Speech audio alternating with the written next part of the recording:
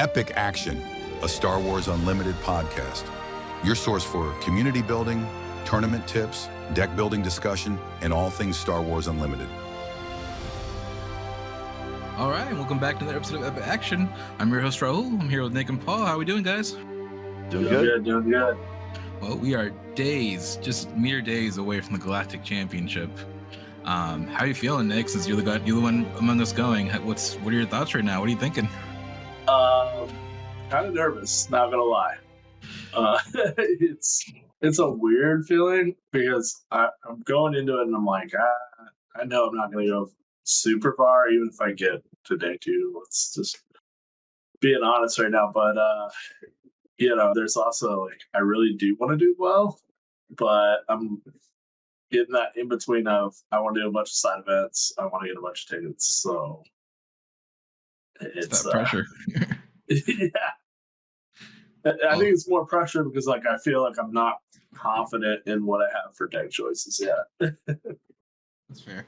I'm here. My camera died apparently, but keep playing that in. Yeah. So is this like the biggest event you've been for a game? I think you mentioned that the other day.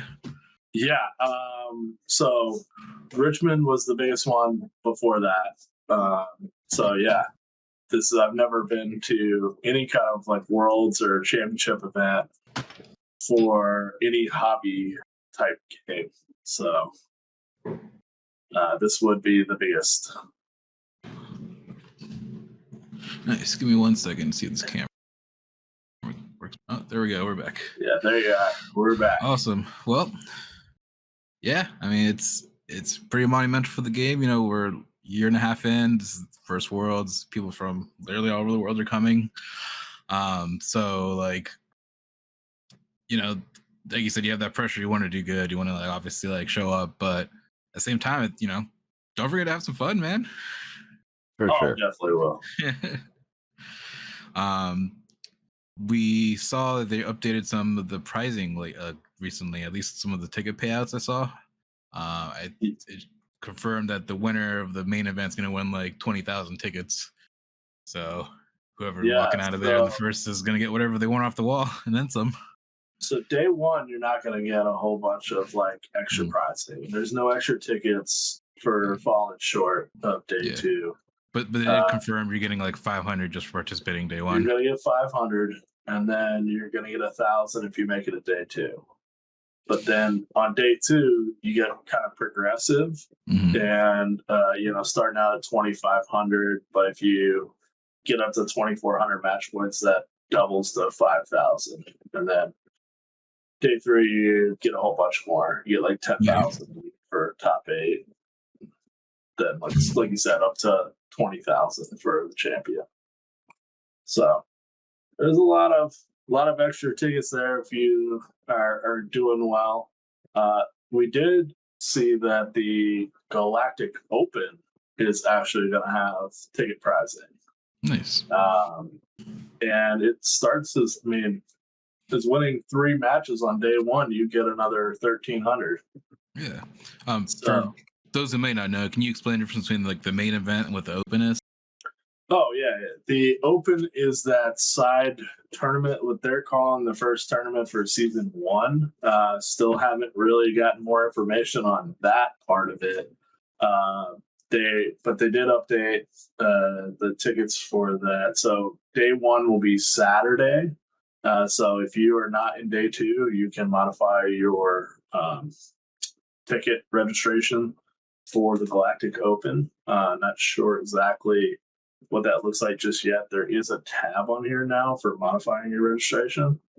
But it's supposed to get you points too for season 1. Like I said, haven't really updated that. So yeah, basically everything that's happened so far is first year of PQs and sector qualifiers has all been considered season 0 for whatever that means. Right. So hopefully we'll find out more what they're planning, how they're changing it up, how it's going to differentiate. But there we have it.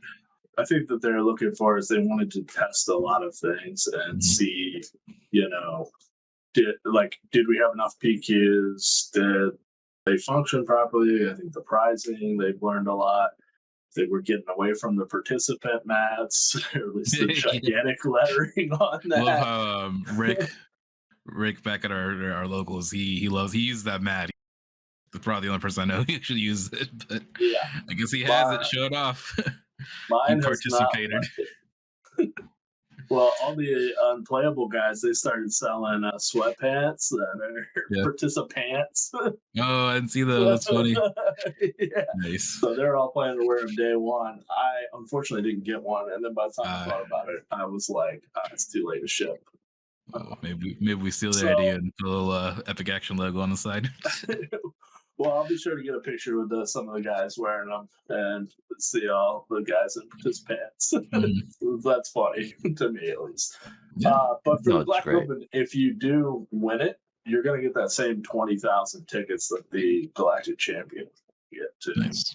And so my understanding would be anybody who's in day 2 is not going to be able to participate in this. So if you're thinking about participating in this Black Open, you're going to have a little bit clearer field. So think about pretty much just your day 1 competition. Nice. All right. Well, what are you thinking of bringing? We got a couple. I got at least 2 of your decks here. I know you said you narrowed it down to 3. Well, but you've got 3. Because it's Paul's blue. Yeah. So you can say either the Paul Heaver version or one of the other versions. That's just like a backup if I just can't find anything that I'm like really comfortable with that does well enough against the field. Okay. It's a great deck. I've actually been playing it for the league just because I haven't had a chance to build my own. I was like, this one I might as well try it, and like you pile at it. I my league games I've played since for the RVA league, so it's just like 3 games now, but it's strong, man. It's a great deck. Yeah, that's it's gonna be great. And I've been playing against Hantu Blue with this one and one of the other versions of this that I have put together. So I basically went back to Asajj Data Vault and said, all right, what if we just remove the ramp? Because the ramp was kind of putting me in some awkward positions where I wasn't setting up kind of my board state, and I was trying to get out in front of everything, but then everybody was just kind of beating me up down low. I think I still have the ability to hang with people on the low side of it. I mean, I can put out the Obdo Bogdo and just tap Asajj and it's ready to go. Yeah. So I mean, at will can play it, and it's 1 damage versus Hantu playing it for 2.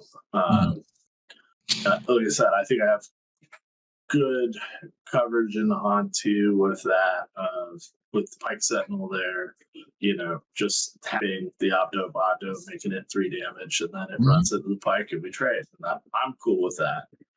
And then I can just start the removal chain after that. I think it just clears it up. It makes it an easier decision that you're just looking for any of your 3 drops to play versus like looking specifically for ramp. You don't have to really mulligan into it, so it clears up some of the data vault concerns. So it's interesting. It plays a little bit slower than I guess Asajj was getting to the ramp 7 and all that, but I don't think it was that big a deal. Concern is still, it's coming out at 6, but I think with all the force throw and people are throwing, just easily able to throw 4 at Kira, it's not like a huge disadvantage. You're going to have to throw at least a 6 cost at Asajj. Anything less is just going to trigger her grit, which is great. Trying to think of other ones, but everything seems to be going a little bit longer. Like some of the force decks are not really aggroing out that I've seen. I've been able to control it to get to 9 resources pretty much consistently. But but I don't have to worry about a lot of the control decks out there because everybody's moving to these lower bases, and some of the force decks are all in the lower end of things. So they're topping out at 7, 8 at the most, and so that's kind of where I don't have to put in the Devastators, the Relentlesses, the Annihilators, all that going into the control deck. But I think I'd rather take that risk. Right. So you got the ring ship here at the bottom, the Thrawn ship from the show. That's what it's called. Well, I mean, it's great because it's the same. You ambush in turn 6, same time you're gonna flip Asajj. It restores 1, it overwhelms. So against any kind of like Vader yellow deck, we've heard kind of from Paul, like that's a concern for a lot of the Han 2 blues is heavy space. We've got the Supremacy tie we can bring out on Vader too, as well. You know, it's a 3-drop, it's villainy, it's going to be a Sentinel in space for 3/3. I like that a little bit better than what I had in there was the 4-cost 3/4 Sentinel blue from set 1. Can't remember off the top of my head, but yeah, I think it works well, especially against anything going into space. And if they don't, you just switch it out. Nice. All right. Paul, what do you think of this deck? I like the Asajj. You know, I've seen it. I've played against it. Maybe not this exact revision, but it's strong. You know what I mean? Like you have to get underneath it in order to win it. Because late game, you're just not going to pull out. There's too many bombs here in late game with this deck. You got, with the addition of set 5, you know, you're going to have that Vader on 6 as well. And even more worrisome, 7 or 8. Yeah, with the timely. With the timely, right? Yep. Well, that's the plan. I took the Snopes out so that Vader would be that 8 cost. Mm-hmm. Right. I mean, even, you know, my experience practicing with Vader has been like, I also really like him. If I have the timely come into my hand on turn 5 and I'm already holding on to the Vader, like I'm not going to resource it. I'm gonna Vader on 7. Right. Yeah. Avengers, you know, cleanup crew along with the super laser blast. I have some concerns for this. I know that Nick said like he doesn't see the control being a big thing. I think personally with Asajj, my fear is a force upgraded Vader 1 deck. Taking advantage of force throw, taking advantage of the extra damage output, having all the control of the blue pieces, and having the big leader flip, dealing that extra damage. I do think that his space play is going to mitigate a lot of that with the Avenger. But when you got 2 controls, we all know that that's a grindy matchup. So like when I look at this, that's what I'm scared of, right? Like I see what you're saying. My thoughts are, what are you more likely to run into? And everybody's looking to abuse the Chaotic Mundi and force throw together. So I don't disagree. If they're gonna do that, how likely am I to see a Vader blue? Which I agree with you. If I do come up against that, it does make it much harder. But at the same time, playing the odds of like, what am I more likely to see out of 8 matches? I 100% agree with you. I don't know how likely that will be. Right. I don't know how likely that'll be. I just know, like, when I look at it, my gut instinct said, like, but what about Vader Red, though? Or Vader Blue, right? OG Vader Blue is a little scary. And that's just a gut feeling, right? Like, you're playing this. I don't think that a whole lot of the field is worried about Vader Blue or building Vader Blue. Right. We're going to have those people trying to get the showcase for sure. But how serious the thing is going to take him to the top, who knows? Are they still doing showcases for cuts? I believe I think so. Yeah. Oh, okay. But if not, they're trying. Yeah. I mean, 5,000 tickets will get it to you as well. Yeah, so. Sure.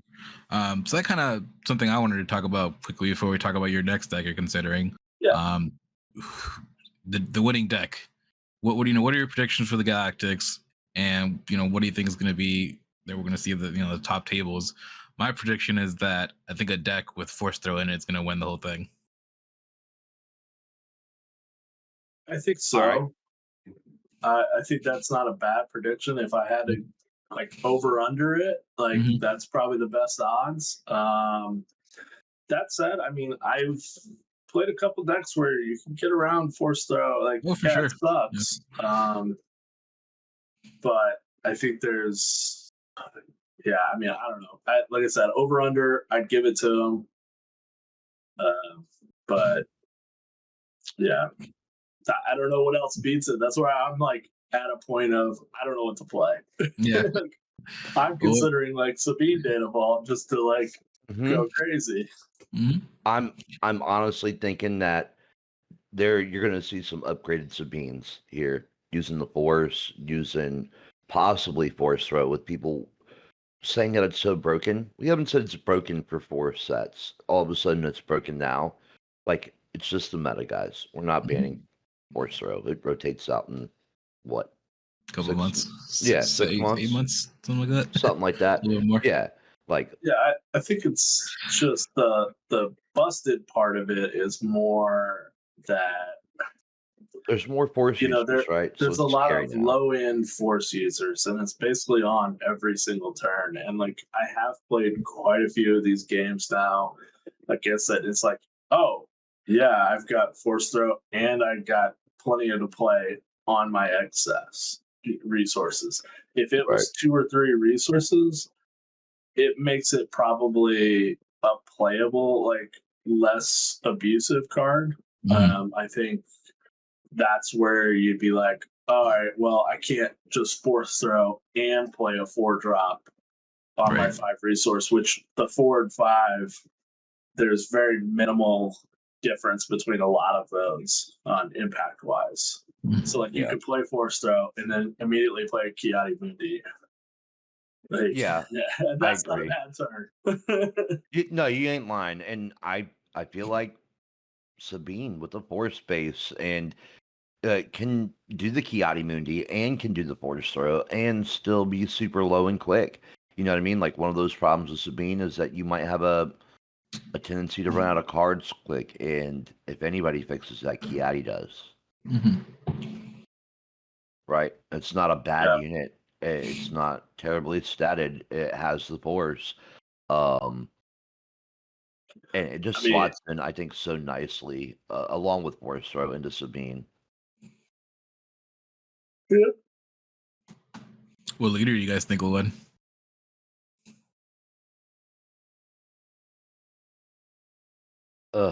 This is a hard one, man. I think that you're gonna have a Sabine in the top 8. I think you're gonna have a Han 2 in the top 8. I think someone's behind the scenes cooking with Han 1. I can't imagine they're not. I'm calling it early and saying there's gonna be a Han 1 in the top 8. So one of the questions we didn't really, I think, get to ask Paul, because he kind of went down a different route of saying, hey, this is what I basically got, and that's why I chose this. But why not Anakin? Why not a Luke or some other setup of a blue leader, that's going to do similar things like Rey, or what are those other combinations that maybe are slight variations of that Han 2 blue, versus it's just a blue leader with red. There's a lot of good hero blues. I think there's a lot of possibility for green blue, even whether it's on the villain side or the hero side. I wouldn't discount that. I wouldn't discount an Obi-Wan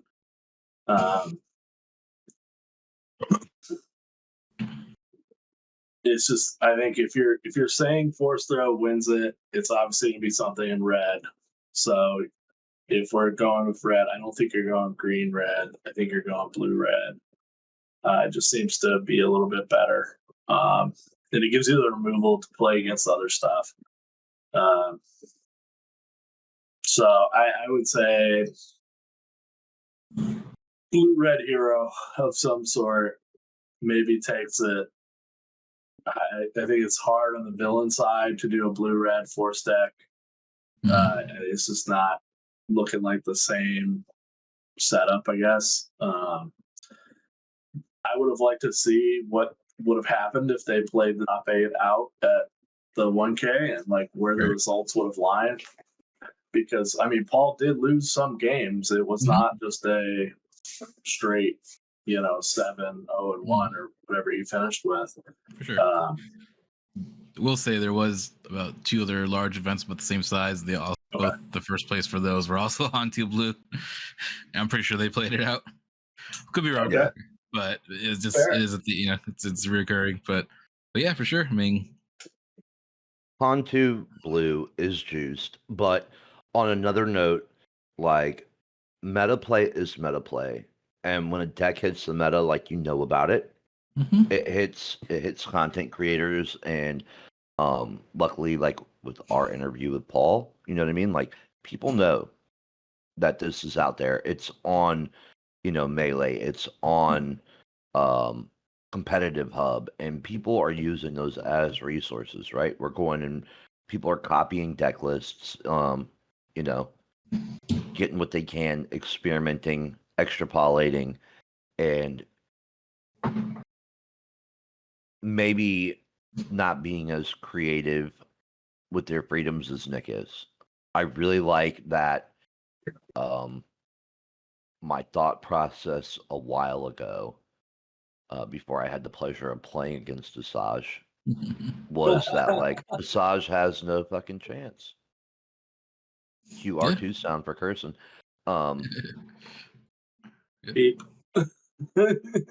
Yeah. All right. Cool. So let's circle back to the other deck you kind of sent me that you were thinking about. Yeah. Asajj, these are my left field decks. So here is. I guess I gave you just the one, but sure. Yeah, sure. Red, fourth base. Well, we were just talking about blue and red, right?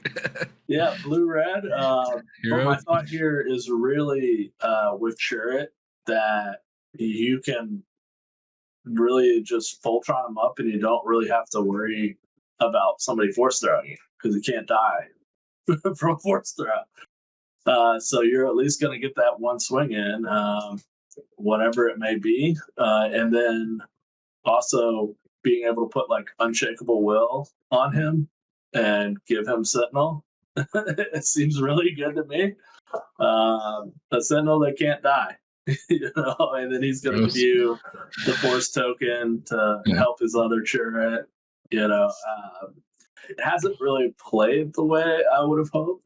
I did play it against a Hantu deck just to see what it played as.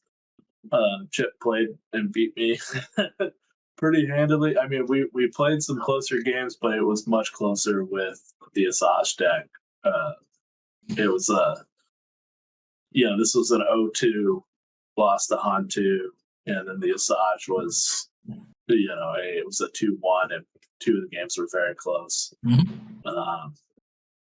So I don't know if that's just comfortability on my end or what, but I think some of the thing was lacking was board presence, and maybe I was just trying to rely too much on some of the Voltroning of Churret. I think there's some stuff here, but you're giving up a little bit of the board presence for some of the other tricks along with Churret. But it's nice to give your other 4-cost Churret +2 for the phase. So you can keep them out as a Sentinel a little bit longer if you need to. Yes. I will say the unit from the set, the chariot unit from the sets, I've had a lot of success using them, especially in limited and sealed. Yeah, I think that will likely be in a winning. If there's a force deck that wins, it's gonna likely have chariot in it. Yeah, it's just really hard to get past him, right? Without just direct removal. Yeah. Nice. Well, I dig it. I mean, this is a good shell, no matter what. Like, no matter what you hero, blue-red shell.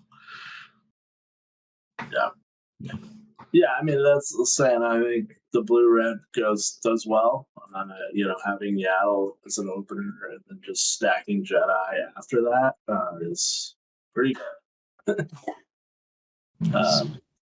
My other thought is putting Doom in there. It makes another threat, especially if you have your turret out. It's like, all right, pick your poison. Which one are you going to go after? Because you can't get rid of both of them probably in the same turn. If they want to force throw something out of 7 health Doom, it's okay. That's getting a card out of their hand because they're likely not going to throw one of your cards for those high value units, just because they don't want to risk it being a 2/3 drop. And hey, you still got to spend your whole action just trying to get rid of it. All right. Cool. Nice. Yeah. Paul, any thoughts on this deck? It's classic blue-red, right? Like you said, it's a good shell. I don't like the red 3. It's just jumping out at me like, yeah. Why not entrenched? I think I was just trying to do too much of that and get more aggro and try to win by 6 resources versus I mean, there's definitely some things that just didn't play well in this, and that was just, I haven't touched it since I really lost. It was just it was a concept idea that I thought might work well. It hits a lot of those same points, but it's still a 4-cost turn. You're looking at Kiadi or choosing Kiadi and Churret. So like there's quite a few things that just don't work well. I like Shatterpoint for this too. As weird as that sounds, you got a lot of Force stuff happening, a lot of Jedis in here, and having a blanket card like Shatterpoint that's so strong with the Force, like even if it was just the 2 in the red 3 spot, I feel like it can make a huge difference, and it'll just give you that like, oh, they have an answer. Well, I have an answer too. It doesn't have to be fully soft control. You got some Sentinels in here. You have the Voltron capability. Just in case they have an answer, I want an answer to their answer. That's not Luke on 7. Yeah. And I feel like Shatterpoint is the perfect card for your shell here. But it's still nice. You know what I mean? Like I'm not downing this at all. I think it's got some play. I think, push what you can push. Yeah, I think it was worth like trying something different. For sure. I just don't think at the end of the day it really hits enough of what you're trying to do. I think it tries to do a little too much, and sure, it's just a little too weak. It does get around, like we talked about, the force throw on your hero flip, because I think that's what everybody's really worried about is you flip your leader and they're just going to throw something at it real easy. Yeah. At least with Asajj, people were throwing crate dragons or something else at me pretty high. Like, all right, cool. If you want to get rid of your crate dragon, I guess. Great card to mention too, because it would go great here too. Yeah, well, that's what I immediately did afterwards. Crate dragon too. I think that was the only thing I touched. It would have been great. Like I said, I was trying to get to be done before that point. The Centralic was originally in the main deck, and just being able to be like that one last swing. Right. But yeah, that's it.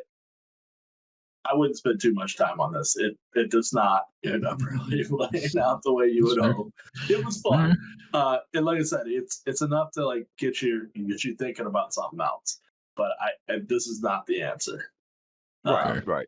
This is just me trying to show that there is some play out of left field that you're not thinking about. I think this plays well into some other decks that people are considering, and if you catch people off like surprise, you can do well. Like especially if they're not trying to remove a lot of your stuff, it's gonna be pretty hard to get rid of. So, like when I was playing against the Sabine deck, and they had no way to really remove turrets, both of them, after they got, especially after a turret was Voltroned up with Unshakable Will and probably a shield from the 4 costs, the Forces with me or whatever.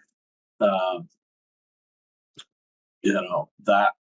was pretty much game for a lot of those. But that's not the main threat. It's Han 2. It's just rolling it. Yeah.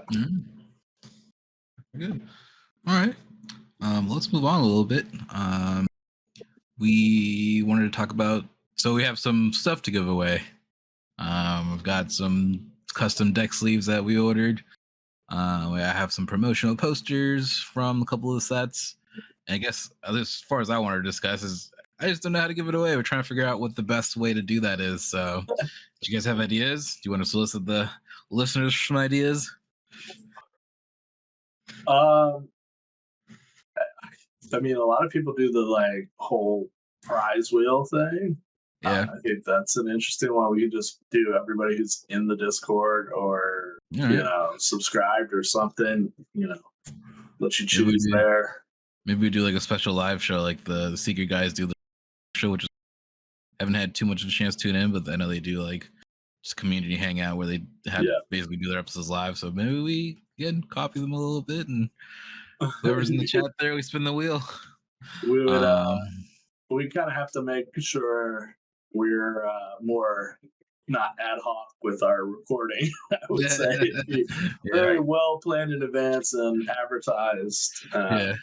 And maybe have some of the Secret guys come on. Maybe we can do that like after Galactics. Have them talk about their experience as well. That'd be a nice collaboration. Give away some stuff with Team Secret in mind. On another note, like personal observation, we don't get a whole lot of feedback from the audience, and maybe a simple like give us some feedback and we'll put you into the pool, and like we'll just pull somebody random from the pool. That's fair. Other than apparently somebody complained about my breathing on Reddit. I was just gonna say, just don't be that guy. But trolls are gonna exist out there, man. Be that guy. Please comment at the bottom of the video. Like, comment here. Don't comment in Reddit. Yeah. Nice. And cool. Well, along with that too, we're gonna try to bring challenges back. But as a reminder, we did like the Jar Jar challenge, which Nick won. But we'll do stuff like that again. So we're rearing back, getting some of these things going again. So nobody took me up on my Admiral Trench challenge. No one did. Sadly. I think that was a little bit too hard, maybe. Yeah. When I put this in there, though, I meant like, is there some challenges we could issue out for Galactics? And I know you talked about like making me some stuff to kind of hand out. Like as a possibility of something we could do.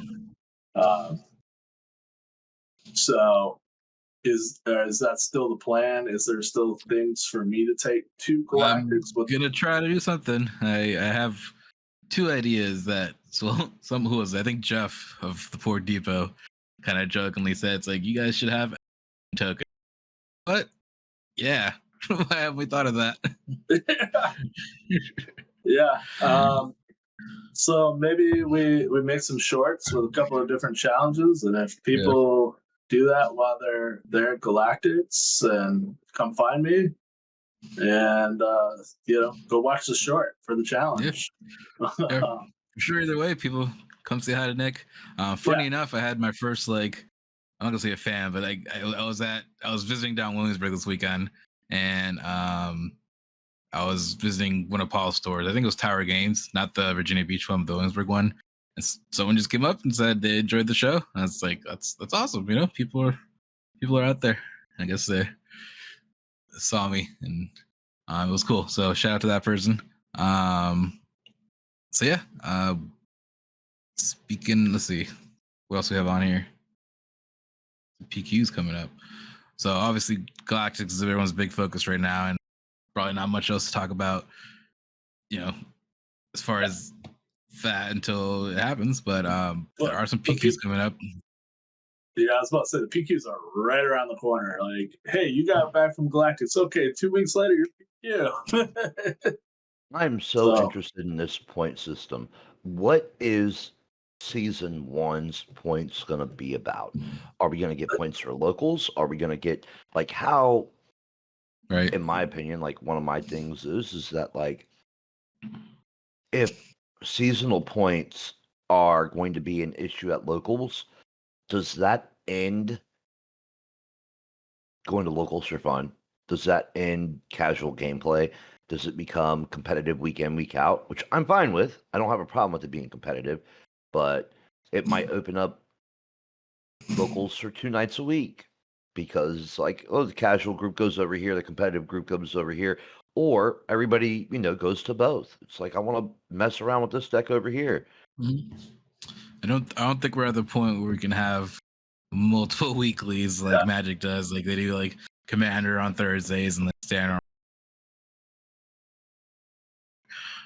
I think we still do a little bit of ways to go before we have that amount of critical mass that we can spread out and have multiple events. So I'm kind of, I'm thinking hopefully it lets us keep weeklies as, semi-casual.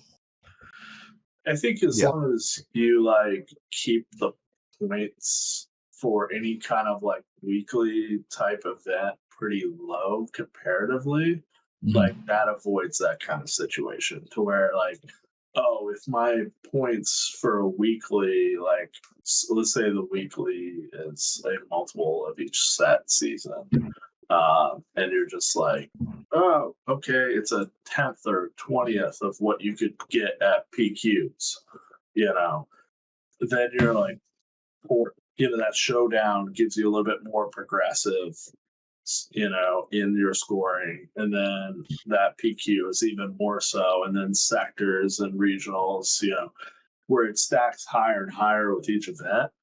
I think it can avoid a lot of that. Now, is that their plan? I have no idea because they have not announced anything, and we are 4 days away from season 1 starting. So, not disagreeing here. I could have swore it might be just some epic action canon.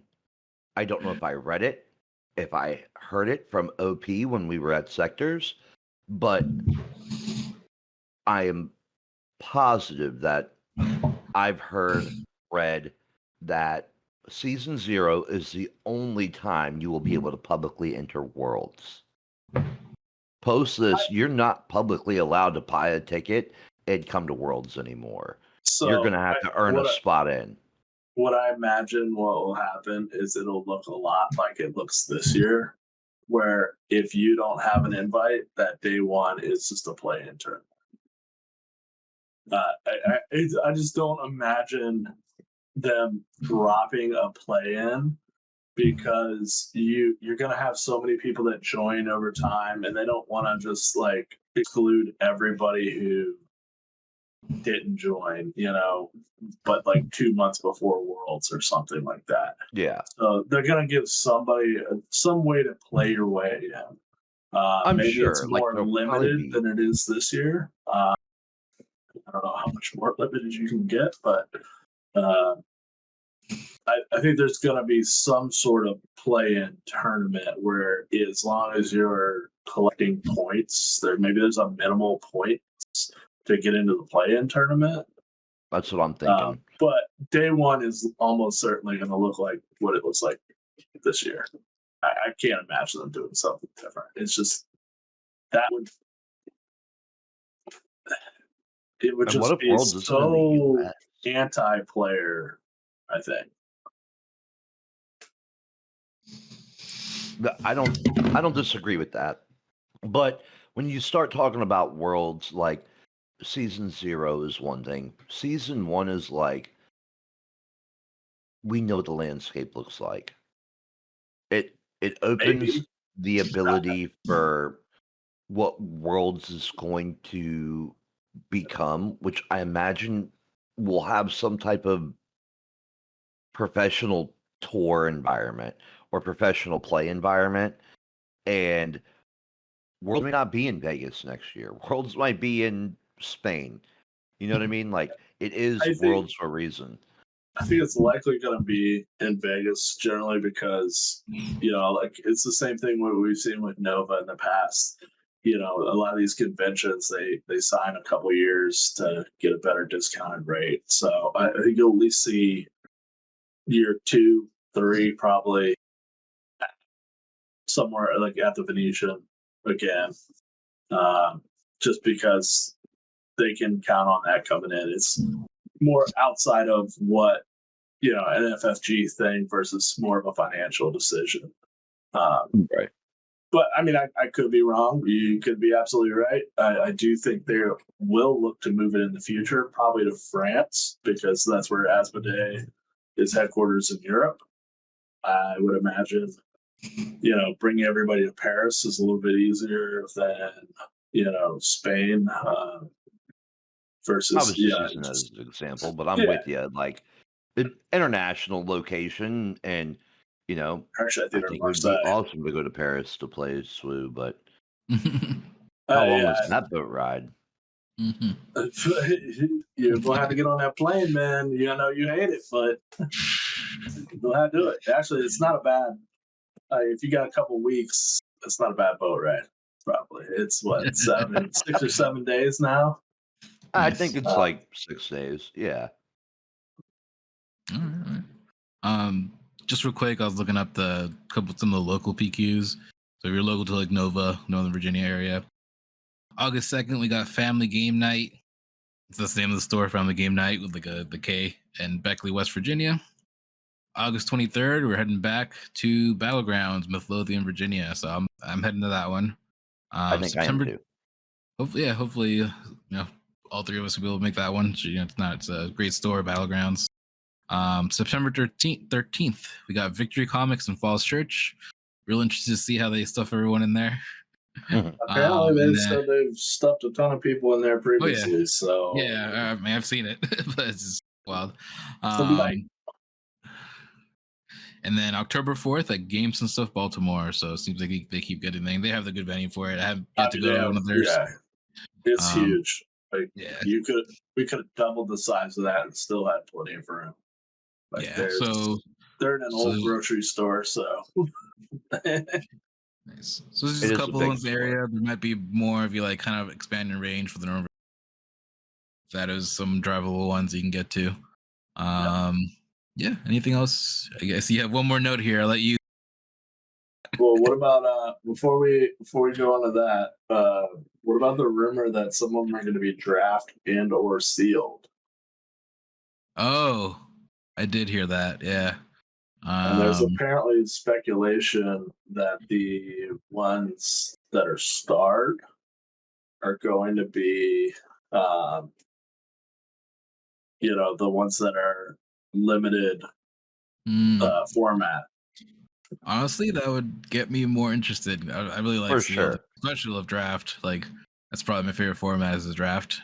I think that would be great. It puts people on a little bit more even playing ground. I'm all for it. What do you guys think? Love limited. I love it. This is what like we said. We wanted more support for draft. I think this is it. You give me a major event. Major event to be a draft event would be great.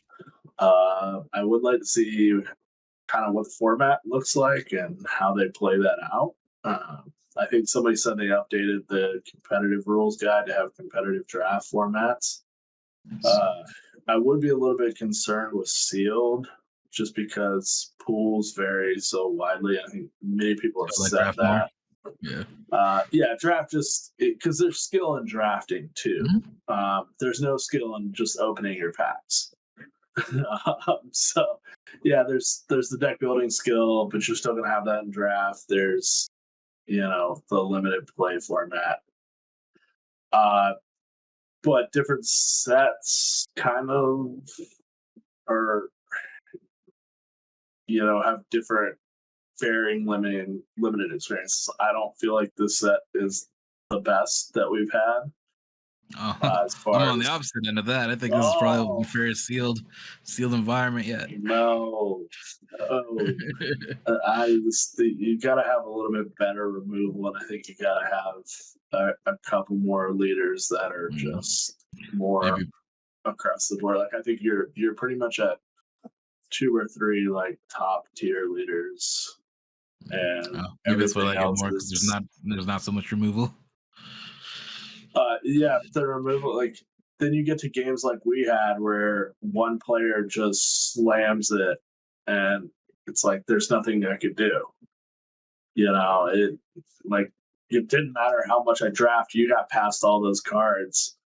I never saw anything like that. I never saw any counters to that. It's hard to really like do something with it. You've got to have some sort of removal. Even being able to have like shoot downs, like in set 4 had would have been nice to have. It's got to have something. It doesn't have to have a ton more. I just think there's maybe they're one short. I just think it's just not consistent enough. Like Shatterpoint is a great one, but Shatterpoint's got a lot of hoops that if you don't have the force, then all right, well, good luck, because it's not going to take out anything really worthwhile. I think there just needs to be like 1 or 2 that just, hey, it could be a 3-4 cost removal, but it just needs to do something without having to jump a little like through hoops, like when you need it. Cool. Well, hopefully we're getting some limited PQs, man. Like, just awesome in general. Sealed, draft, whatever the case might be. I would love limited PQ. Quick plug for our locals. Speaking of sealed draft, we are doing a mixed draft this weekend. It's Carbonite. Yes. 1 Carbonite pack, 2 regular packs. So Wednesday night, your hobby plays Fredericksburg. The event is up on Melee, so I highly suggest signing up before, so we have a good idea who's coming, how many people are coming. But I'm excited for it. Again, I love draft. It's cool that we're putting in the Carbonite pack. I think I wonder how we're going to do it, but if it were me, I'd say do the Carbonite pack last because there's so many rares in that pack that lets you see like what you want to pull. Yeah, I would definitely do it last. I would be very hesitant to still pass a prestige. Like, get your list of prestiges you want ahead of time so you can remember what you need, what you don't need. Yeah. I would like to see it. I think it's gonna be great. Full serialized, you have to use much, it. I think people are concerned about the price too. It's not much more than what a sealed event would cost. So just keeping that in mind. Carbonate packs are in the prize pool, so So come on out. Like, we want to have fun. I still love the drafting in this format too. Like, don't get me wrong. I still liked it the time we did it. I think I enjoyed set 4 a little bit more. And I think set 3 was actually fairly balanced across the board and gave you a lot of different options. So that's my only concern. Like, it's not terrible. I just think that there's it's one that can spiral really easily to one player, and then the other player just doesn't feel like they're having fun. All right. Well, anything else you want to add here? No. Hope you guys all have fun at Galactics. Come see me. I will probably have something for you. I'm not hard to find. I'm 6'4". I look like this. I'll trim up the beard a little bit, but you should be able to find me. And at least one, if not like multiple of the days, I will have my Epic Action like jersey on. So come find me. All right. So one more thing we want to talk about real quick is trying to get our listeners spread our reach. So first, thank you for listening.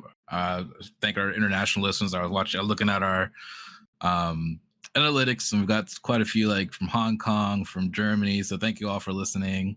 But one thing we want to try is pictures of Jimmy. Yeah. I will let for those of you that do not know, Jimmy's one of our friends. He's a great guy, really kind of competitive in suicide. But when we were doing our Richmond like shorts, we had all of us had like 300-400 views on the shorts. Jimmy's had over 2,000, 3,000, something like that. It was just wildly disproportional. So everybody loves Jimmy. And we also had a picture of all of us together. That was the most liked picture because Jimmy was there in some shorts. So some short shorts. Now we got Jimmy riding the tiger. So this is our new logo. Yeah, from now on, we're just rebranding all to our Jimmy Action Chinese listeners. Yeah, pictures of Jimmy riding this majestic tiger here. He definitely looks very happy, happier than he looked leaving Richmond. So, shouts to Jimmy. What are your guys' thoughts? I mean, if we're gonna break 1,000 subs here as soon as we put this as our thumbnail. So telling you, absolutely.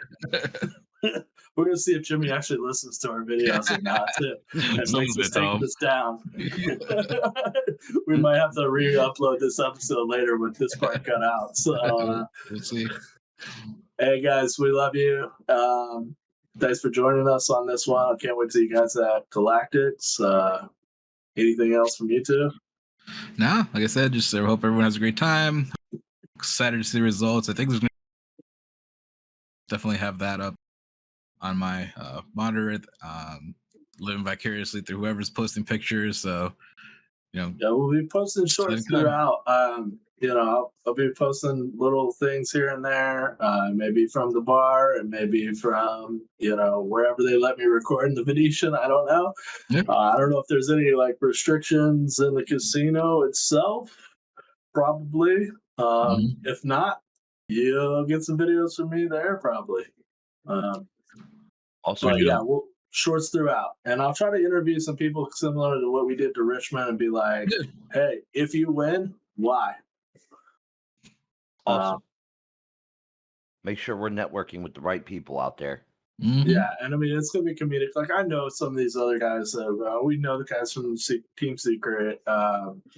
We'll try to hit them up either the day before everything starts or during day one at some point, because a lot of them already have buys. I know Mike from KTOD from our Legion days. I'll try to get in front of him. I've been a big listener of his. He's kind of, I'll be honest, one of the reasons I wanted to kind of do this with you guys. I saw definitely a transformation with him about how like happy he was doing this. I know he kind of got burnt out in Legion just like the rest of us. So similar feeling for me.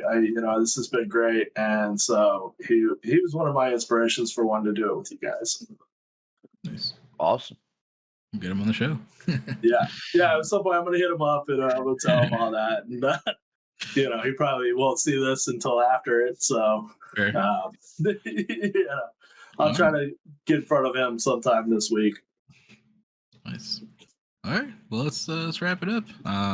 Any final thoughts, real quick? Anything? Nope. Have fun. Safe travels to everybody. Find And Nick. if you're the one that's complaining about my breathing, find me too. Troll's gonna troll. All right. 250 for your Luke showcase. There we go. 250 for First the Luke offer out. showcase. All right. I mean, I would gladly do that right now. Yeah. You know, hey, if I get that 20,000 tickets, man, I'm gonna be getting a couple of those. 250. Yes. All right. So for epic action, I'm Raul. I'm Nick. I'm Paul. All right. Catch you guys next time. See ya.